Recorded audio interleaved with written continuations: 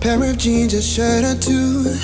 Hey guys, welcome back to my channel. So today's video I'll be showing you how I achieved this beautiful purple color using the watercolor method. And I got this weave from a company called Klaiyi, and I went ahead to make this wig myself, which I have a very detailed beginner friendly tutorial on how I made this wig. I'll link it on this video, so in case you want to watch, you can go ahead and watch it. But guys, if you haven't subscribed to my channel, please go ahead to subscribe to my channel, give the video thumbs up, drop comments down below, because that's the only way my channel grows, and also I'll be able to know what kind of content you guys like.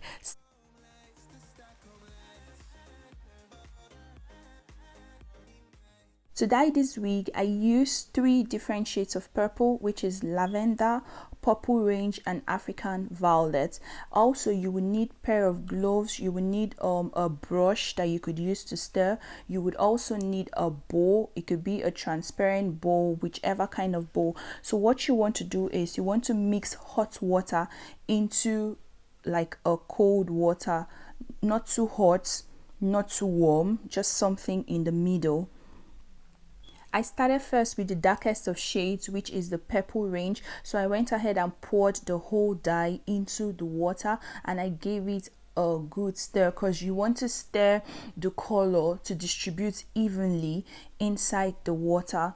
Then the next color I went in with was the African violet, and I actually put just a little amount into the water. I did not put so much. And then I went in with the lightest of shades, which was the lavender, and I just put a little quantity because I was trying to go for like a darker shade of purple. To play safe, the first thing you want to do is just dip the tip of the wig inside the watercolor just to see if it's actually the shade you're going for. Then if it's too light or too dark, then you can know what to add and what not to add. So when I dipped it in, I saw it was too light. I went ahead and I added more of the African violet, and I gave it just a very good stir. Then I went ahead and I put the wig again inside the watercolor, and I found out that okay, that's the shade I'm actually going for. So what I did is I just merged the whole wig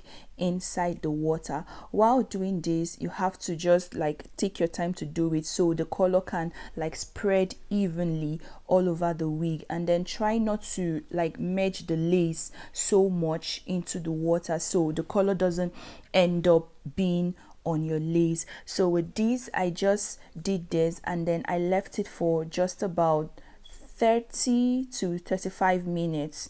Then I went ahead and I rinsed everything out. Whenever you're washing your wig, make sure to use a warm water, not too hot, not too cold. I have a video where I share tips on how you can store and care for your wig, and I'll be linking it on this particular video, so you can go ahead and watch it and learn something. I went ahead to use my shampoo to wash this wig just so that the excess color on the hair can actually go out. And trust me guys, with this hair I was really impressed. Despite the whole coloring on the hair, I did not experience a lot of shedding on this hair. After washing it with my shampoo, I went ahead to use my silicone mix. That's like a conditioner, and I cannot say how I love the silicone mix, guys. Try it. So what you do with the silicone mix is you just leave it on your hair for some time, and then you go ahead and rinse it out. So for this one, I left it for like an hour, and then I went ahead to rinse it out. What this does to the hair is it softens the hair and it helps to revive the hair. So guys, I allowed the hair to actually air dry, because I prefer, whenever I wash my wigs, I prefer them to air dry instead of using like a dryer on the hair, because I try as much as I can not to put so much heat on the hair. So I placed the wig on the manicure head, and then I just sprayed some water at the front line of the hair so that it could enable me plug the hairline. And I went ahead and I plugged the hairline. I just did a very minimal plugging of the hairline. After that, I went ahead and I straightened the hair using a straightener. But before then, you would want to use a heat protectant on the hair, which I'll be showing you guys what it actually looks like and the brand I use. So guys, if you've been watching this video and you've gotten to this point and you haven't subscribed to the channel, please do well to subscribe to my channel, give the video thumbs up, drop comments down below.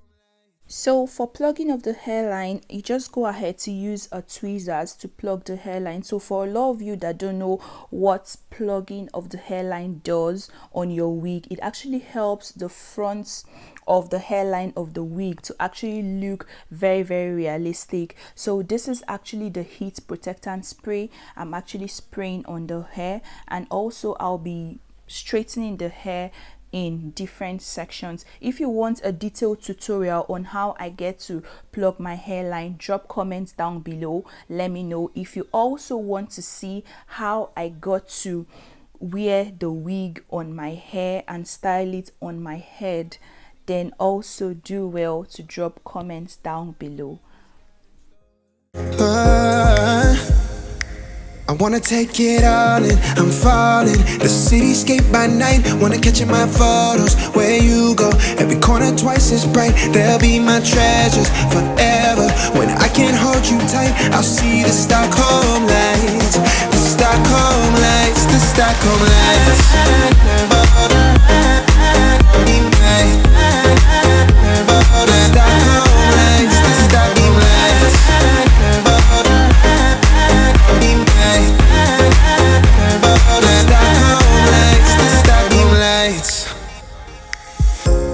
Tomorrow feels a year away, like the seconds, the beginning and the end. But if in time it's yesterday, your picture's gonna bring it home to me again. The world is waiting up, the world is waiting half a step beyond our door. And if it's not enough, I wanna see the stuff the world has got in store. I wanna take it all in, I'm falling. The cityscape by night, wanna catch in my photos. Where you go, every corner twice as bright. They'll be my treasures forever. When I can't hold you tight, I'll see the Stockholm lights. The Stockholm lights, the Stockholm lights.